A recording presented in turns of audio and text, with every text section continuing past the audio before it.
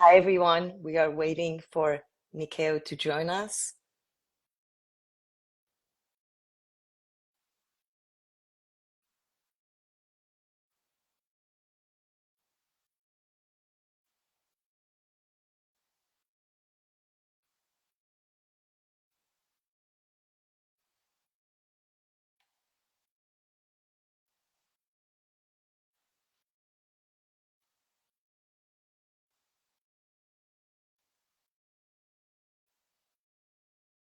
Good morning, everyone. We're just going to give it a minute still.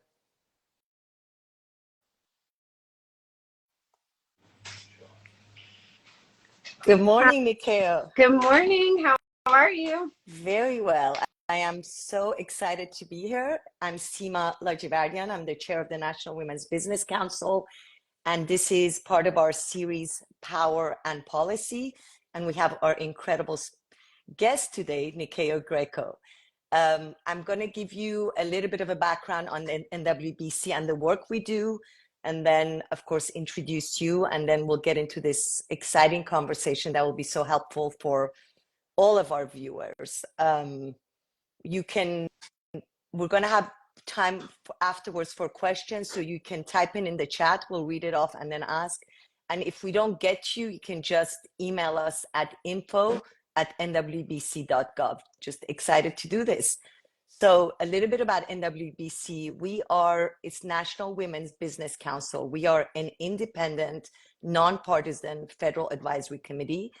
We give advice to the president, to Congress, and the SBA administrator about anything to do with women entrepreneurs, women business owners. And we came into creation in 1988. You will not believe that 36 years ago, women could not get a business loan without a male co-signer.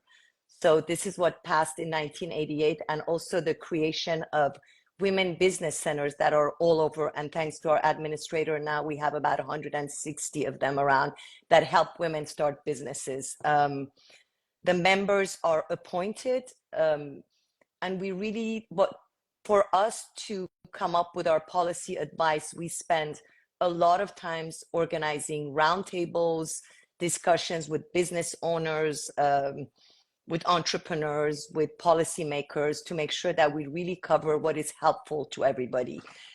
We are the only advisory committee that actually pertains to the 13 million business owners, and a lot has happened. We have 14 million business, 42% increase, 14 million women business owners. We employ 12 million people, and we contribute 2.7 trillion to the economy. And if everything was equal with men, we would actually do 7.2 trillion to the economy, which is unbelievable. The purpose of our Instagram Live is to really lift up our incredible women entrepreneurs who've done so much and have gone through so many obstacles to get to where they are, and really be inspiration for everybody watching this Instagram now. So today we are joined by Nyakio Grieco. She is just a superstar, a 20-year veteran and driving force in the beauty industry. She's determined to create an inclusive and welcoming space for all. She has launched many successful businesses, but her award-winning brand, Nyakio, she has started 13 Loon, that is an e-commerce platform that brings together the best of luxurious Black and brown owned beauty brands. And she's also co-founded Relevant, a skincare brand devoted to caring for all skins, regardless of tone or type. She's a first-generation American of Kenyan descent, and she really grew up learning the beauty secrets passed down to her from her grandparents. I'm just so excited to have you. I just really briefly covered your background because it's just so amazing. And let's just start our conversation. Your brand is just so incredible, and you've prioritized inclusivity and sustainability. Just what inspired you to start your journey? Yeah, so first of all, thank you so much for having me. I'm so happy to be here in conversation with you, and thank you for all the incredible work that you're doing for women in business and really affecting change through policy. So I became a beauty founder 23 years ago. I created my first brand, Nyakio, based on family beauty secrets that were passed down to me through my grandmother, who was a coffee farmer, and my grandfather, that was a medicine man. I grew up in this country, but with a mother who was diligent about me using ingredients that come from the earth to treat my skin, to treat my hair, to treat ailments. And, that sort of exciting knowledge that was passed down to me really inspired my beauty journey. I met my grandmother, Nyakio. The first brand was actually named after her, not myself, when I was 8 years old, visiting her in Kenya for the first time. And she taught me how to make my first beauty product, which was using Kenyan coffee beans and oils and using rods of sugar cane to exfoliate our skin. And so fast forward to the age of 27, when that was the very first product I launched into market. I also worked in the entertainment industry at the time, and I felt that the continent of Africa was very underrepresented, especially in premium beauty. This was in 2002. So there weren't a lot of brands talking about Africa, but there were many, many brands using ingredients that came from Africa. And so I really wanted to bring something to market to come from a different lens, to really not only celebrate my family beauty rituals, but celebrate the rich resources of Africa, the efficacy of the ingredients from Africa. And so that's what set me on my journey. In that business, I had many stops and starts. I'd say the biggest challenges I had with Nyakio were always due to lack of access to capital. But just when I thought it would go away, then something miraculous would happen and I would meet the right people or join the right portfolio, and actually had the pleasure of working with somebody we both have in common, our dear Leela, as head of my brand in one of the portfolios that I was in at the time. And, really learned a lot about how to scale a business through the different experiences, going from an indie brand starting out of my apartment in my 20s to then starting over again in my 30s, joining a huge portfolio of brands in my 30s, learning how to sell on television, and then leaving there, going to another portfolio. And ultimately, I exited Nyakio to Unilever in 2017. And I stayed on with the brand until I co-created 13 Lune. I mean, you're talking about like one of the biggest challenges, I guess, which is access to capital when somebody wants to start. And it's very daunting because most people don't know how to do that. Like, how did you navigate? I mean, this was just one of the obstacles, but like, how did you navigate these obstacles, starting something that is completely new, a new idea, and really figuring out all the different challenges that as women we face, whether there's always a big difference on how women can access capital, get loans, talk to VCs and all that. So I'd love to know what your journey and how you navigated those. Yeah. So, when I first started my first brand, Nyakio, back in 2002, I would say, and I say this a lot, that I don't believe that ignorance is bliss. I think ignorance is just ignorance. I was fortunate to have naivete on my side. And what I mean by that is that I had no idea, and I can't even imagine what the stats were for women being able to access venture capital in 2002, or people of color. I mean, if now women are 2% and people of color are less than 1% in 2024, I can't even imagine.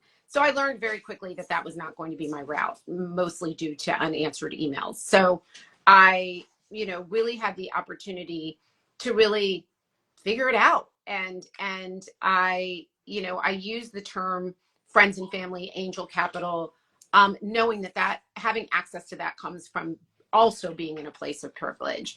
So I was not independently wealthy. In the very early days, my boyfriend, who then became my husband, helped me out by putting stuff on his credit cards. I was then able to go out and get some friends and family capital, meaning friends of friends. And so that's really how I got my start. And I raised very, very little capital, just enough to get the product to shelf. And I knew that part of that experience of getting to shelf and winning at shelf was going to open up other opportunities. So I just hustled. I had a little bit of cash. I had a lab that said yes. And I had a retailer, my very first retailer, that said yes, which was Fred Siegel here in Los Angeles at Ron Robinson Apothea. And at that time, you were nothing if you didn't have a New York retailer. So I couldn't afford to go into big retail. So I went into an independent boutique called Jeffrey that used to be in New York. And so, that's how I navigated it. And I was shipping and receiving, and I was sales, and I was customer service. I was the founder. I was the sales rep, and I spent my days cold calling high-end boutiques around the country. I spent my nights packing boxes, and I was really disciplined with the little capital that I had in order to, get these products into stores. And over the course of the first year of my first business, I got into 180 boutiques on my Wow. own. And it That's wasn't, incredible. well, This thank power of grit. yeah. Good for you. Yeah, Yeah. that's wonderful. Grit, resilience, being 27. I think it was a combination of all of that. But I also think that what I was bringing to market came from a place of authenticity. It came from a real connection. It was an amazing time. The barrier of entry at that time was actually a really good time in beauty. This was the days of Hard Candy and Yeah, Stila and all of these independent brands, people starting to shop more for beauty in yeah, boutiques than they ever had before. So the timing is everything. And I think a yeah. big part of entrepreneurship is timing and luck, but also, yes, to your point, resilience and grit. This is fantastic. And I know this is the way you started, but scaling a business is Mhm. also very difficult. And Mhm. what strategies did you use to successfully grow your brand? And like, what are key decisions that I Mhm. guess help propel you to the next Mhm. level? Yeah, I mean, I think with my first brand, it really came through the lens of, I would often get the business to here, but only had enough capital to get here. And that's why I said I had a lot of stops and starts. But in those moments, a lot of really key learnings. And even once I was sort of a niche brand within larger portfolios, really working to figure out that, infrastructure was really important. Yeah, Discipline is always important. But access to capital and the ability to show up and meet the consumer where they are is truly significant. When I started my first brand, that was before social media. None of us were selling direct to consumer on our websites were just marketing yeah, platforms. And so I also got to sort of grow up in this business and see everything evolve, from yeah, tech yeah, perspective, from, the way to reach the consumer perspective. And so that has really informed me in where I am today, which is 13 Moon and Relevant, which is our in-house incubated brand. After the sale of Nyakio in 2017, I stayed on with the brand until 2020. And, in the midst of the global pandemic and the racial reckoning, that was probably the fastest speed I ever saw my first brand grow, which was interesting because it was after 18 years that, according to Spate, it became one of the number one selling Black founded skincare brands. But it was really due to a very heartbreaking time yeah, living through this racial yeah, reckoning and all of these listicles that were coming about with, shop this top Black owned or Black founded yeah, business. And I'd say, through that grit and resilience and opportunity to learn so much in those first 18 years at that point, I also was able to discover all of these other Black and brown founded brands on these lists, and many of them I'd never heard of them before. So while I had experienced my challenges with scaling and I had learned and started over more than a couple of times, what I did know in the co-creation of 13 Loon and having that aha moment to create 13 Loon to be the first of its kind, truly inclusive beauty retail platform where 90% of the brands we carry are created by people of color from all over the globe who make products for yeah, everyone, and yeah, 10% dedicated to fostering allyship.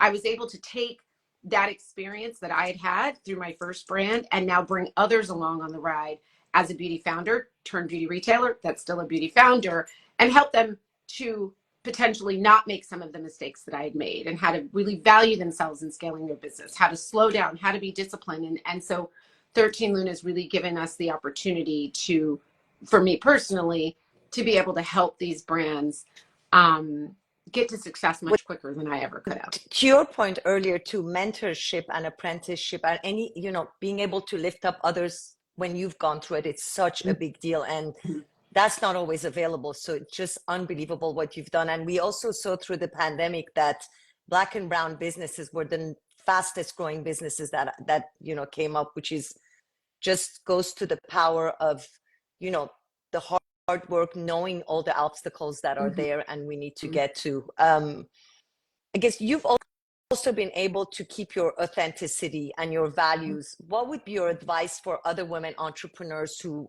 also want to do that? Mm.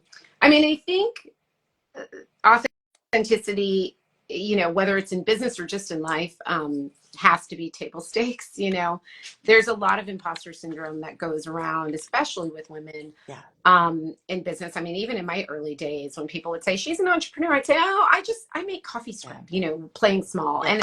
And what I realized is that playing small for me, also affected the way that I made decisions. And so I had to snap out of that real quick and stand in my power. You know, playing small means maybe you're going to take dumb money. Maybe you're going to have a predatory investor that takes a big chunk of your business and leaves you with very little to operate with.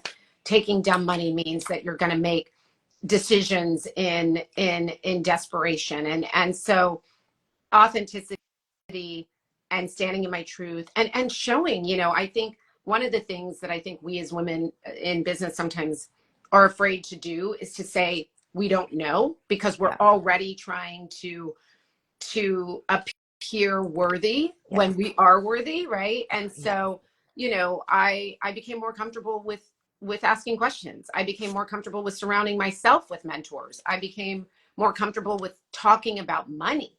That is, you know, I was born in the 70s, raised in the 80s. I'm first generation American. We were taught to never talk about money outside of the house. And so then becoming an entrepreneur, it's this really interesting dichotomy of how you're conditioned. It doesn't align with what you need to do. You know, I heard someone say yesterday, you know, men are experts at creating networks. They're not afraid to talk about money. And I think table stakes for women, especially in business and entrepreneurship, is you have to be able to talk about money. You've got to be able to lean on one another. You got to ask for help. You've got to be in a position where you can help others. And then that's where we're going to see a massive climb of generational wealth, because we will be less dependent on old structures and old paradigms and getting us to where we need to go, because we're going to get there ourselves and we're going to help each other. Yeah. And we see that a lot from all the, you know, conversations that we have, that women do have that hesitation of asking for help. And there are so many resources that are also available. It's just a matter of reaching out, and they think we got to do it on our own, or maybe just ask our best friend or whatever. So what you're doing is so helpful to other women. And also what you're saying is empowering to know that, you know, this is what we need to do. We need to be out there and not be scared to be out there and ask these questions and get the advice. When you look back at your past, like, what do you wish you would have known when you first started? What do I wish I would have known when I first started? I think I wish I would have known to go a little easier on myself. I think as entrepreneurs, we have a tendency to be perfectionists. And I think sometimes in my early days, when things would go south or pivot, or I was, you know, forced to pull back, start over, I blamed myself a lot for not being as successful as I wanted to be, or however I defined success at that point in my journey. Or, you know, and I think by saying going easy on myself, I talked a little bit about the naivete of not knowing the stats back then. But I think sometimes when I got rejected, and I do believe that rejection is protection and it's redirection, but a lot of that sort of rejection, especially when it came to financing, it wasn't my fault. I didn't realize that it wasn't the trend to invest in young Black female entrepreneurs, because there were no stats even discussing that. And I think I blamed myself a lot when I would get no's, or when people would sort of pivot away from my business, thinking it was something that I had done wrong. And while I was able to learn how to do things better, and I know I didn't do everything perfectly, a lot of my barriers had nothing to do with what type of entrepreneur I was. It had to do with my gender. It had to do with my race. And I think if I would have known to tell myself that earlier, I would have had a lot less heartbreak. That being said, it obviously motivated me to be where I am today, to have gone from just being a single brand founder to now being a retailer that carries over 180 brands and has my own second brand now. That sort of psychological process of those first 20 years of my journey led me to where I am today. So I have no regrets about it. I just wish I would have known not to be so hard on myself when I was younger, because I think I would have had a lot less heartbreak. Well, you started something that no one had done before. And I think what everybody has to remember is that when you go ask for money, whether it's a loan from a bank or a VC or whatever, you also have to teach these people, like it's not the standard way they look at things. And you've been able to do that very successfully. And again, it goes back to the power of your, I guess, resilience and grit we were talking about. Would it have been helpful for you to have, since we talk about policy a lot, like what kind of policy would have been helpful to you throughout your journey? Yeah, I mean, I think any policies around access to capital outside of venture, earmarked dollars for women of color, people of color to start businesses, policy around lending. While I never went to get an SBA or a bank loan for business, I do know many people who have, and many people who do today, that are simply rejected from bias. And so any policy around earmarked funds, whether it be through the banking system, the government, et cetera, that really help the fastest growing segment of entrepreneurs actually be able to make their products and get to shelf, policy around that would be great. I sort of knew, and I knew from other founders that I got to know along my journey, that opportunity would probably produce more heartbreak. So I never explored it. And I was fortunate to not have to, because I was able to network and meet people who wanted to invest in me and my businesses in the beginning. And then obviously now things have dramatically changed, because now I am venture backed and do have private equity on my cap table, et cetera. But it took me a long time to get there. And I'd say the biggest difference between my early days and the business that I'm operating today, co-operating today, is that the profile of the investor has changed. Mm-hmm. So I have female VCs, I have female women of color VCs, men of color VCs, as well as amazing white allies VCs on my table, our cap table. So as we continue to grow and build generational wealth within our businesses and grow and exit, if that's what you so choose, that also allows us, and I know one of my future goals is to be an investor and a check writer and a mentor to other businesses as I'm able to scale my own. I love that. Our SBA administrator has been very good about making equity at the center of everything that's happening at SBA. So one of the, big push, we're talking about childcare, we're talking about on the lending world, how to make it easier access, making sure that they're, lenders of colors that understand, the difficulties that are there, how to go more in the community and make sure that we're able to let people know this stuff is available. And I 100% agree with you. I think we just have to make it easier for people so that they're not afraid to come and ask these questions. I have a million more questions for you, but I think we have to see what other people have questions. Let me see what we're saying. Okay, one of the questions is, after launching 13 Loon during the pandemic, what policies do you wish existed to support? Well, I guess you kind of answered that. Do you feel that the PPP loan and all that, how was that with you? Well, was that helpful? Yeah, so we launched in 2020, December of 2020. Okay. And so we launched as a platform. Obviously, there were no stores open at that time. We always knew we were going to be omni-channel. And 60 days after we launched is when we got the offer to open 613 Loon stores within JCPenney. And so we spent the next couple of years getting all of those doors open. And then in May of 2023, opened our first flagship store. So we never had the opportunity to, needed to apply for a PPP loan, because we had done a friends and family capital raise in the very beginning, pre-launch, and then did a seed raise soon after. So that wasn't something that I was well versed in, because it wasn't something that I had the opportunity to experience as a startup during a pandemic. Okay, that's fantastic. If we have any more questions, you can put it in the chat. Okay, question. If you could go back with everything you know now, would you do anything different? Yeah, I mean, I think I talked a little bit about that, and I think to sum it all up, based on all of the different pieces of advice I would have given myself or different things I would have done, I think the most important thing I would have done in those early days in my 20s and my 30s is just to value my self-worth in all decision making and all business dealing making. You know, I think that was something that I thought I did in my early days in my 20s. And I do think your 20s and your 30s are about figuring yourself out. What I know now at 51 is that that person back then definitely was not prioritizing her self-worth for fear of getting a no, for fear of being rejected. I think the other thing that I know now that I didn't know then, and I said this earlier, that no's and rejection are redirection and protection. And so I welcome that. I welcome falling down because it gives me the opportunity to get back up. All of these things I wish I would have known in my 20s, and then maybe I wouldn't have had to undo so many bad deals or terrible decision making. But that's also what got me to the place where I am today.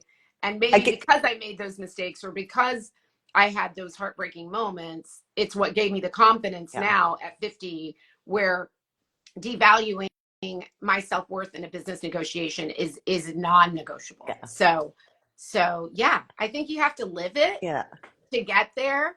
And so I'm grateful. I mean, there were days that I was like, why am I doing this? This is the hardest thing ever. It is not as glamorous as everybody says, owning your own business. But at the same time, I am actually grateful for those forced transitions in my life because they led me to where I am today. It's funny. Somebody just typed in redirection, not rejection. I think, that's the entrepreneur's journey. And I think for women of color, it's always harder, but that drive that it gets you. I want to have so much time with you, but sadly our time is coming up. Went so fast. And there's so much to do. We have our public meeting on September 25th, which is next week, where we are proposing our new policy proposals for 2024. So if anyone wants to join us, please do join us. We want to continue this conversation and hear from everyone as to, what would be helpful so that we put it in our next year's policy proposal. So just please follow us on Instagram, on nwbc.org, on Twitter, and connect with us through LinkedIn, whatever questions we can do. I just love everything that we've learned. Just don't be afraid to ask. Don't have the imposter syndrome. Look for mentorship. And, just letting everybody know your WBCs, the Women's Business Centers, are really helpful. Don't be afraid to go in there and ask questions. And just looking forward to seeing you on our next Instagram live series. But Nyakio, this is wonderful to have you. Any last words from you? No, I mean, I think stay strong. Ask for help, as you said, and keep doing what you're doing. It's women that are going to change the world. I promise. Absolutely. I agree with that. On that note, thanks so much for being on with us. Thank you. Thanks for having me. Absolutely. Bye. Bye-bye.